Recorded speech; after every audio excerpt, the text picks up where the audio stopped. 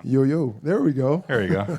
Okay. This has me feeling a bit like Britney Spears right here with this thing going on. And real quick, Susan, do you have your notebook as well? She color coordinated all the way down to her notebook. There it is, the purple notebook. Yeah, so you are one of the best minds in the industry, so we're told. So how did you sleep? Like a rock. Okay, we're gonna test that. Pop quiz. Yes. What number did you wear with the Rhine Fire when you played? 91. Yes. Nice. Okay, You did some digging. I did.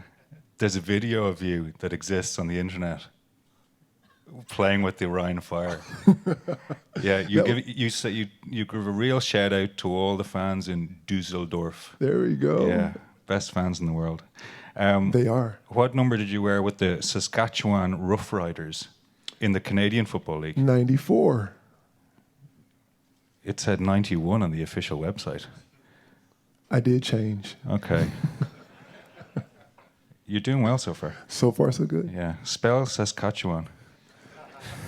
Okay, here we go. S-A-S, Catchawan.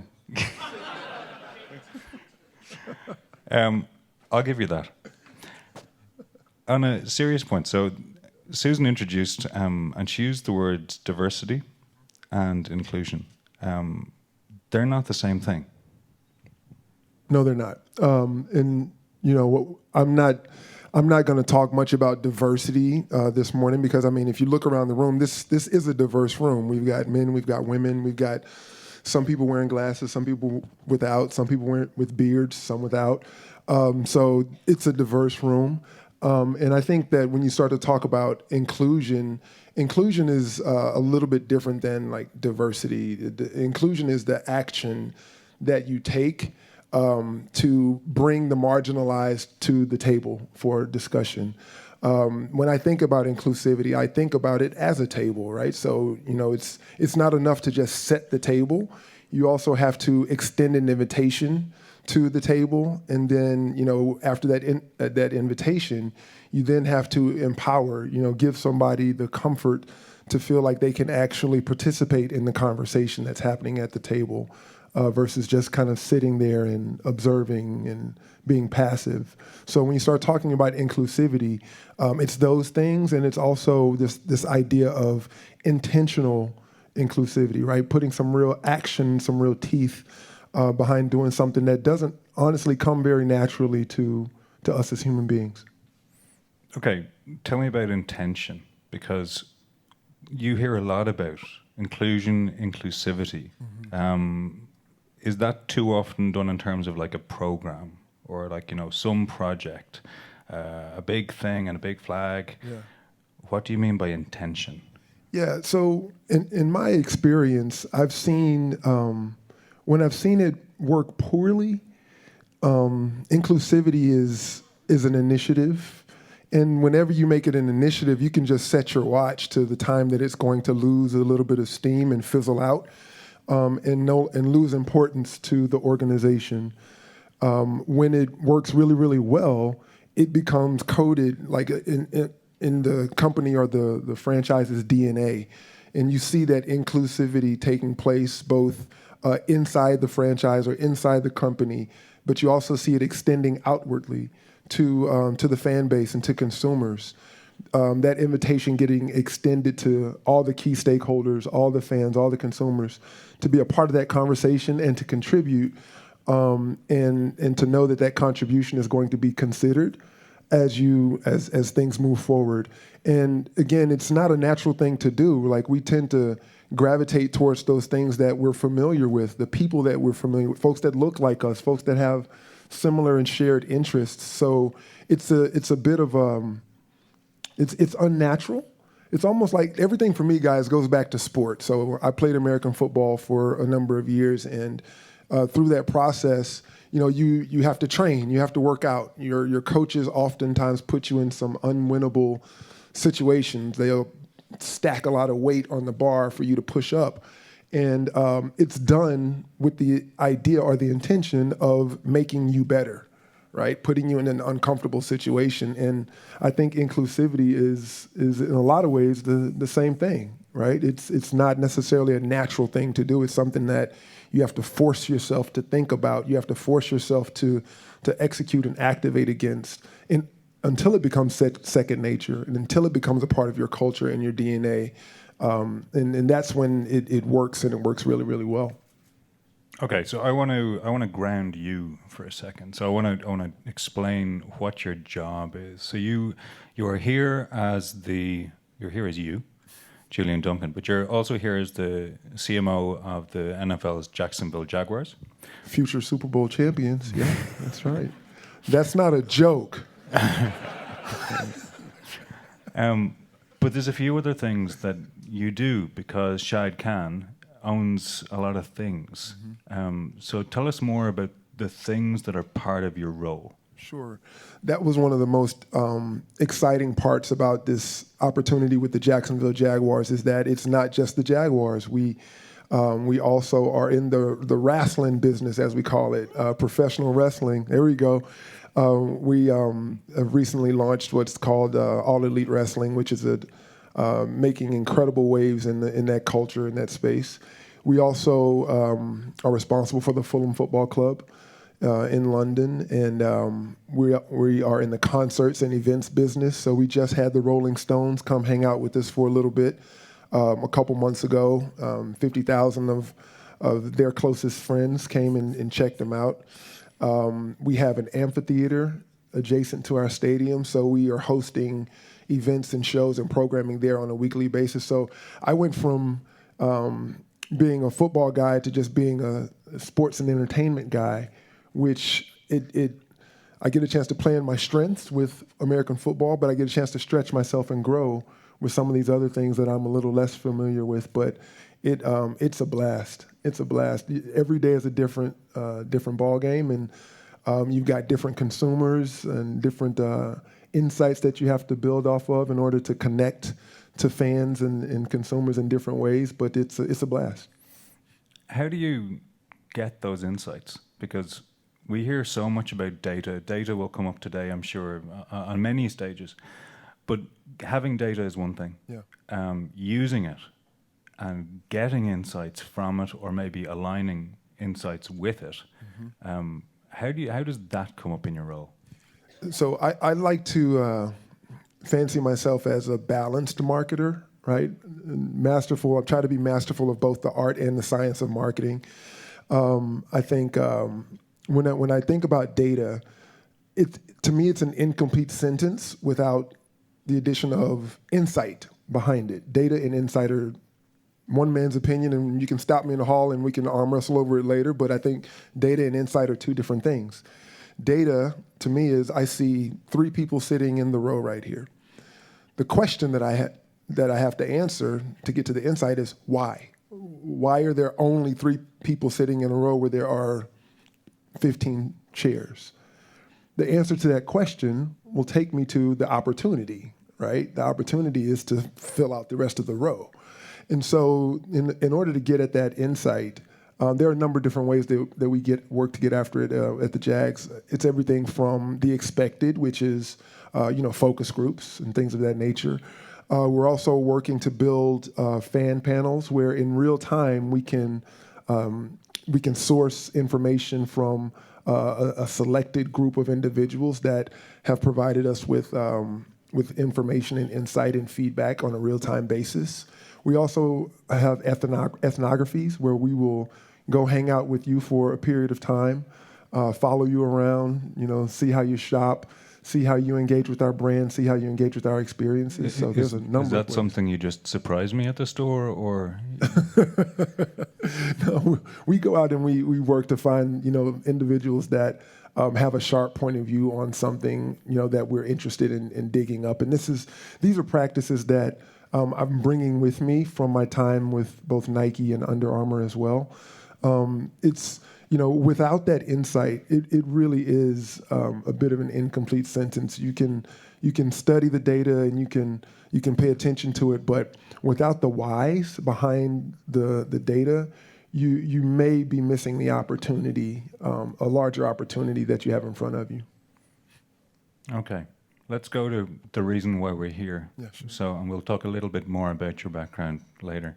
But the reason why we're here is to talk about inclusivity as something that drives innovation. So, the way I'm wired, because I'm a journalist, is to look at the words that we're talking about. So, I took a tip from you studied English and sport management.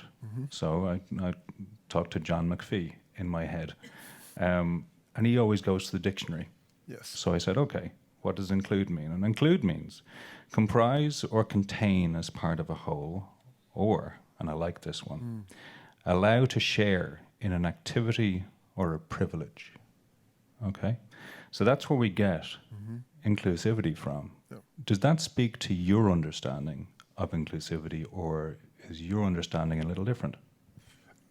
No, I definitely buy into the dictionary definition of inclusivity or an inclusion. But I do just to go back to the top, just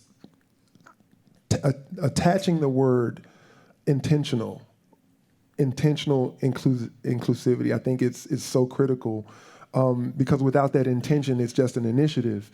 So you have to be really, really dogged in your approach or your attack of this idea of inclusion to make sure that those voices are heard both internally and externally. One of the things that we've built into the marketing culture with the Jaguars, we literally have it written out that every voice matters, irrespective of tenure or title, right? Because if you have an organization where you have 50-year heritage, you may have people that have been there for 25 to 30 of those 50 years, but that does not mean that their voice is any more or less valuable or valid than somebody that's only been there for 50 days, because that person that's been there for 50 days may have an eye for something that person that's been there for 50 years maybe they just missed. So it's important that that room is created for everyone to have a voice. And from a sports standpoint, especially those of us that are working at the franchise level or the league level, it's important for us to make room for the voice of the fan or the consumer. I think sometimes as marketeers, how many marketers do we have in the audience? There we go. Hi, brothers and sisters.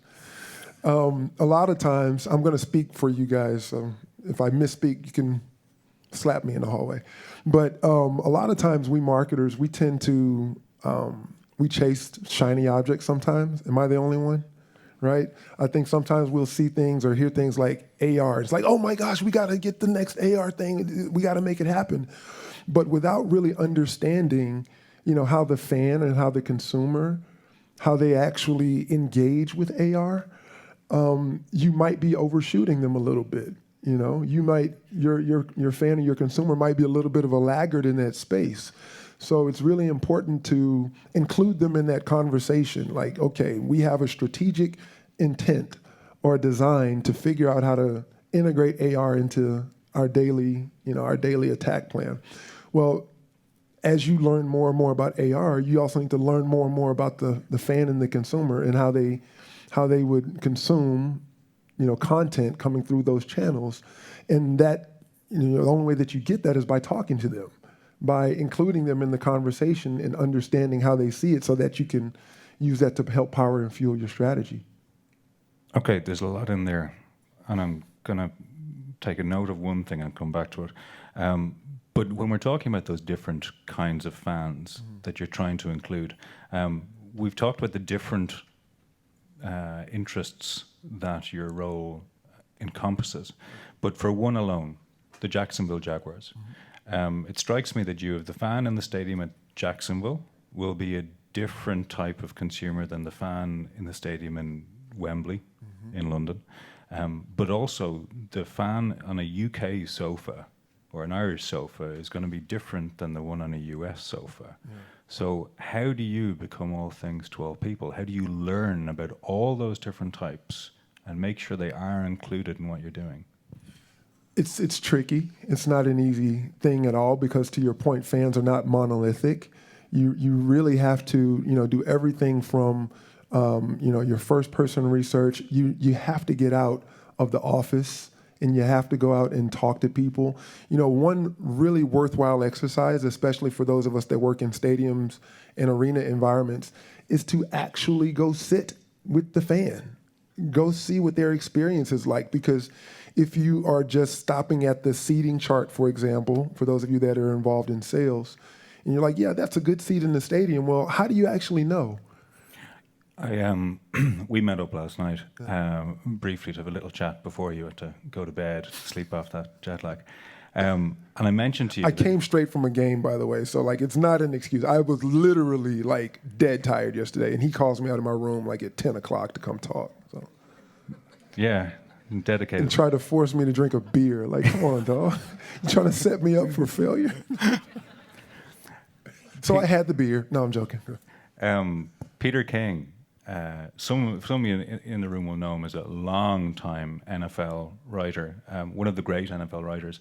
About 10 years ago, he wrote a column from the cheap seats at a New York Giants football game, because he had realized something that you've just mentioned, that he had been writing about games from watching them at home and big TV, all the nice surroundings, or in the press box, or even in the press room, but never with the fans. And he had forgotten that, from the cheap seats, it wasn't a good experience. Right.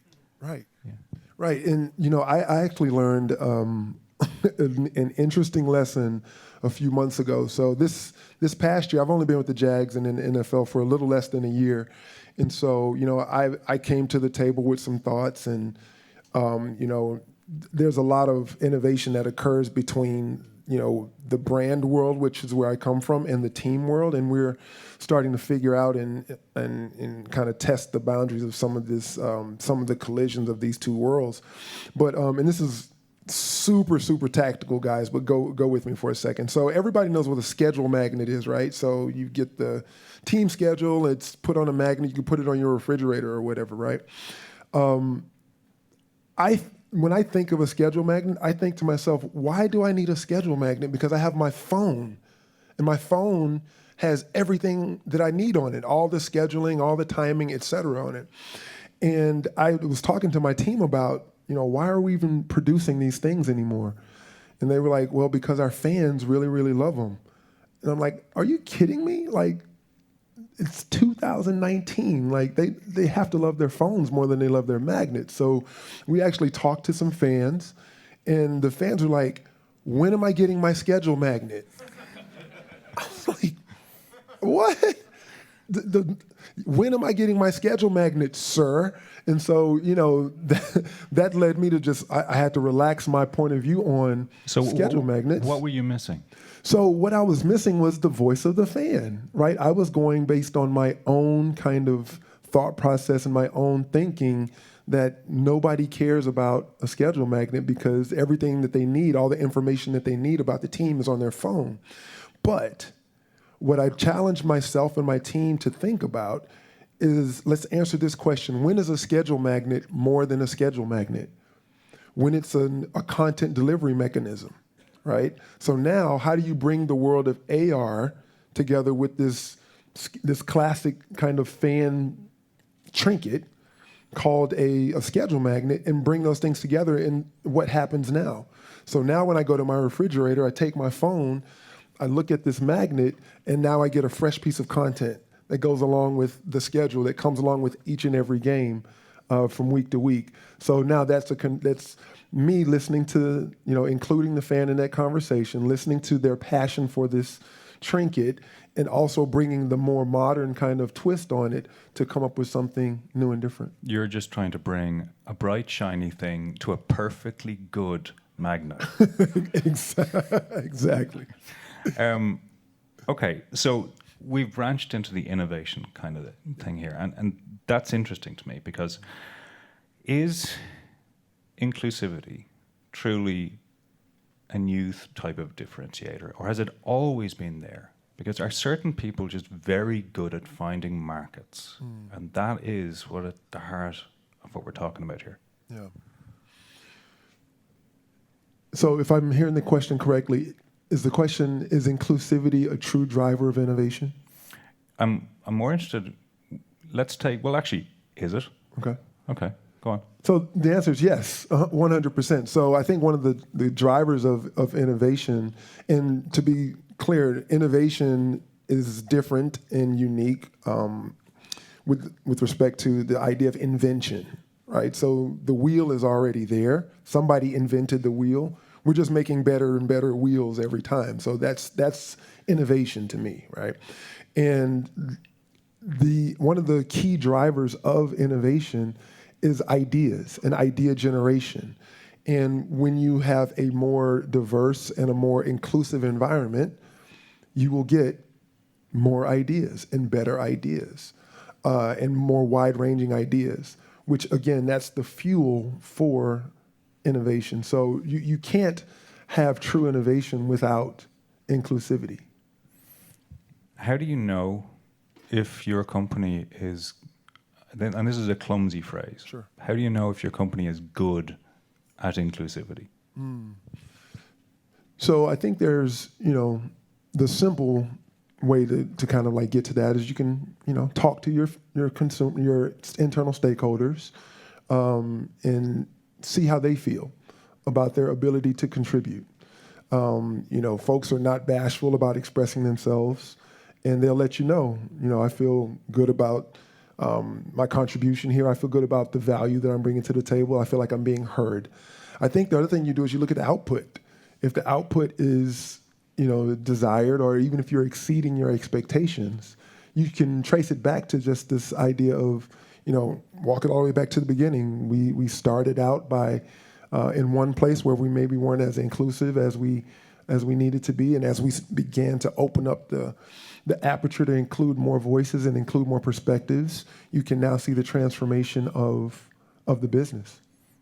You could also look around you and say, who's not in this room?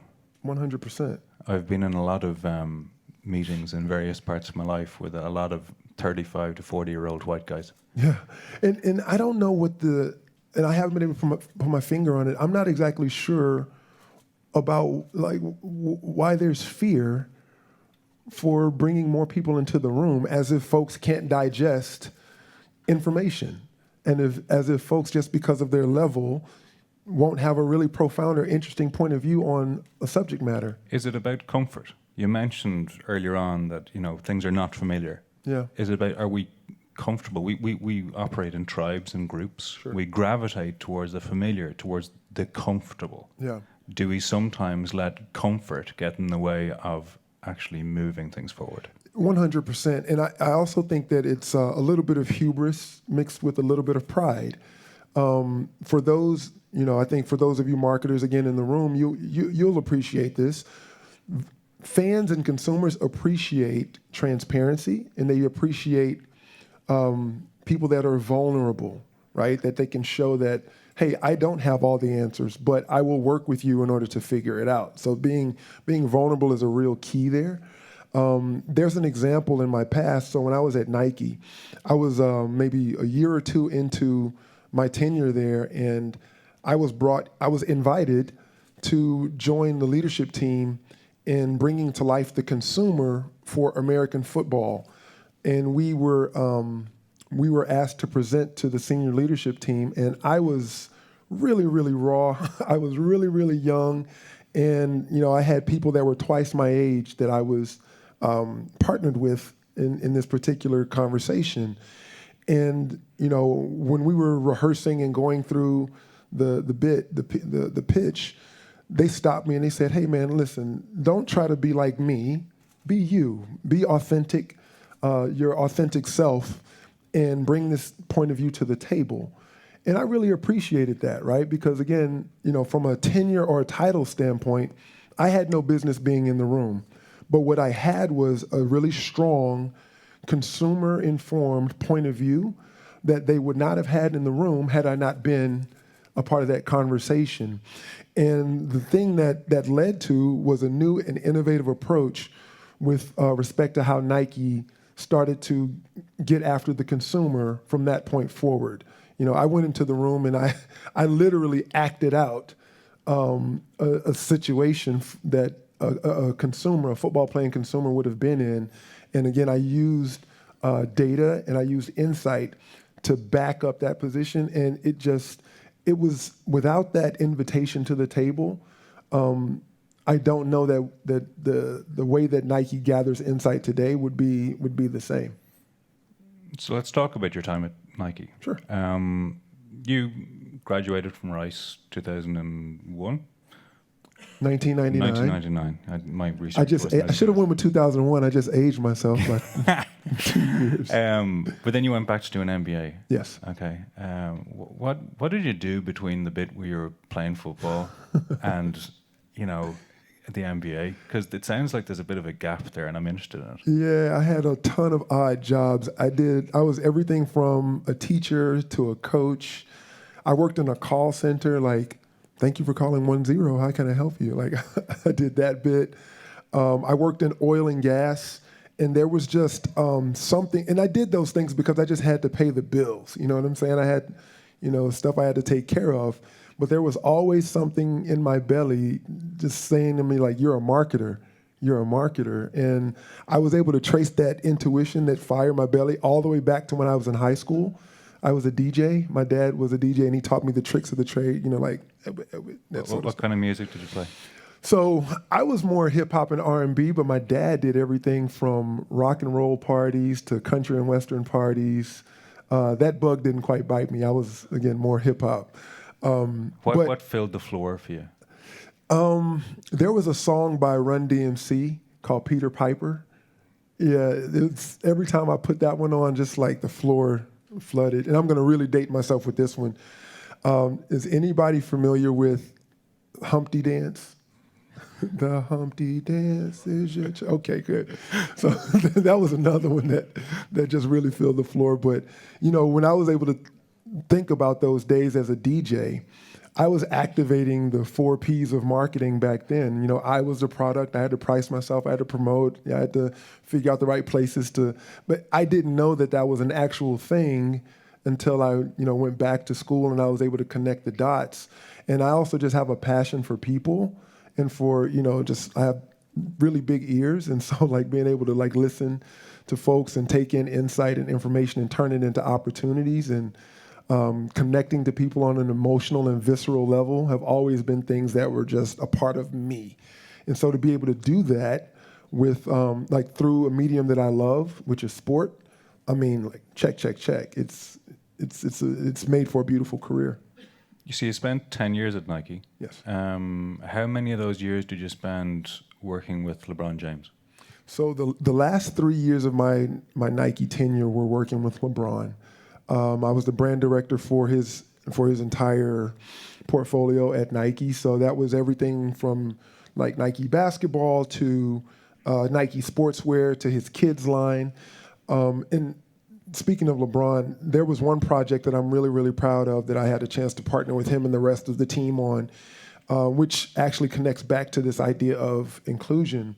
There was a kid named Matthew Walzer who was a less abled individual, and he wrote a letter to Mark Parker, the CEO of Nike, just letting Mark know about his situation. And he said, Mark, I just want to be able to put my shoes on by myself without any help. Because of his challenges, he had to have his parents or even his friends tie his shoes for him.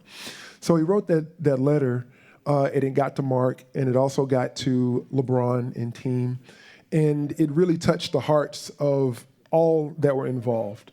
And so what the innovation team did is they reached out to Matthew. They went and sat with Matthew. They included him in the conversation. They got insight from Matthew to really understand what his challenges were. And they turned it into a product. They turned it into a basketball shoe where Matthew was able to put his foot in it, and there was like a zipper enclosure on it where he was able to zip it up all by himself. And it is a basketball shoe. LeBron actually played in that very same shoe that Matthew wore. So it's not like it was like a special, it was a performance basketball shoe, innovated thanks to his insight and in his inclusion, innovated for his use. Now what's happened since then, it's grown into a full-fledged product line that extends beyond basketball into running, into sportswear, and is all because of the inclusion of Matthew in that conversation where they're able to get to that innovative product that is now impacting and blessing a broader swath of individuals. I can tell from being beside you that you really like telling that story. You know, what about the story really speaks to you? And I'm not talking about the fact that there was a boy who was less able. Okay, there's something else there. You actually like the arc of what happened. Well, absolutely. I mean, because it just proves out everything that we've been talking about here this morning, right? So, you know, Matthew's story could have been dismissed, right? Because you got to imagine that there's tons of letters that come in like that all the time. But because there was somebody in the right position, and that's an important part of inclusivity as well, is you got to have people in key positions advocating for it, so that it can be a part of the culture of the organization. But we had somebody in key positions that said that this is something that we need to pay attention to. This is something that we need to really get after because, you know, it's the right thing to do, and it can be of benefit to not only this individual but to the masses. Is this an example of external inclusivity, or is that internal? And sorry if that's a stupid question. No, it's a great question. It's both. It's reflective of both because you've got, you know, an acceptance of this information or this input from the outside. Because again, when you think about a large company, you know, you can have your head down and buried in the sand or really buried down in R&D and in your own innovation pipeline. But when you are vulnerable enough to say, hey, we don't have all the answers, and this is a great input for us to think about and consider, I think that's a perfect example of inclusivity from the outside in. But then from the inside out is making sure that, you know, so the other thing I actually left out is that the team that worked on it was comprised of people that were less able as well. So them having input into the process was also a really key driver of this initiative. So walk that back. So there's a team at Nike made up of less abled individuals. They're actually just throughout the entire organization, but when they heard about the project, they raised their hands and said, we want to be a part of this. Yeah. In whatever way we can be. So you had people from product creation, you had people from marketing. They almost created their own organic strike team against this particular product. With LeBron as mystical leader. There you go. Yeah. Yeah. There's something that I think we have to talk about, because if I was sitting in the audience... Hold on one sec. You guys good? Am I boring you? Awesome. Just checking. It's early. And by the way, I have no clock up here, so give me time at any point. 3 minutes? Wow. Okay. We're only like halfway through his paper up here. I did a lot of work for this. It's color-coded and everything. I also hate having an iPad on stage because I'll drop it. But to wrap up, so I think it would be weird if I was sitting in the audience and we were talking about inclusion and inclusivity when so much in the external environment right now, and I'll go from everything about the NFL to Trumpism to Brexit, is about forcing difference for the sake of forcing difference and being exclusive deliberately. Does that impact your work? It certainly does. You know, it makes the work a little bit more difficult, right? When you have those negative outside forces that are working to build walls, right? Because that goes against the very nature of... Or get someone else to pay for a wall. Yes, exactly. But it goes against the very nature of inclusion, right? Or inclusivity. Like barriers are the exact opposite of what we need to do here, you know, both as professionals and as just human beings. It's really important for us to, you know, be open to conversation, open to information, and open to each other, you know, and that's really one of the, it's a human way, and it's a marketer's way. I'm not trying to be corny here at all. Like, it really is. At the heart of being a marketer is having almost like a childlike sense of curiosity, and that a sense of curiosity it lends itself to taking in information. it lends itself to inclusion. And in order to maximize that, you have to pull down walls, pull down barriers, and invite people to the table and give them an opportunity to have a voice. So, I'm really encouraged and inspired by being here and being in the mix with other like-minded individuals. And, I'm looking out across the audience and I see just like a sea of game changers, right? And change agents that can help counteract some of the negativity that comes along with the society and the environment that we're in today. Okay, everyone, that's a call to arms. Set you to your task. Julian Duncan, thank you very, very much. Thank you.